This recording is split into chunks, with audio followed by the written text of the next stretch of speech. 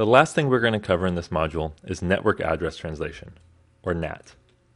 What NAT allows us to do is have multiple internal IP addresses or private IP addresses and have them translated to a single external public IP address. Public IP addresses are scarce and expensive. A home ISP is only going to give you one IP address, even though any modern home has multiple devices behind that. Even in a business environment, you're going to have a lot of computers that don't need public addresses. They don't need to be accessible across the internet.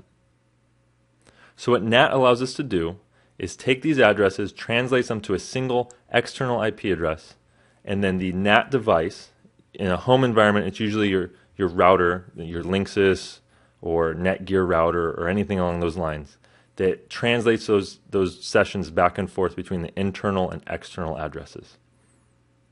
One side effect of this is if we were running any type of service we wanted to have reachable on the internet, on let's say a workstation in our home, the incoming traffic to our external IP address is not going to be able to route to that internal IP address unless you set up a specific NAT rule on your on your routing device that says any traffic inbound for my external IP address route to a specific internal IP address.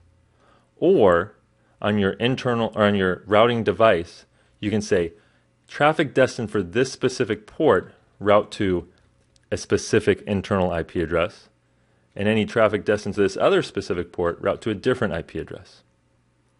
This can be useful if you want to host a website off of your home ISP connection, or let's say you want to be able to RDP to a specific computer in your house.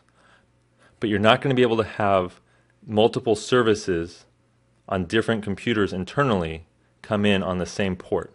So you can't host a web server on two different devices and have them both use port 80. Now the easiest way to find out what your external IP address is, so switch over to a web browser here, is to use a service at www.whatismyip.com. You go to this address and it's just going to tell you what the IP address that you're coming from is.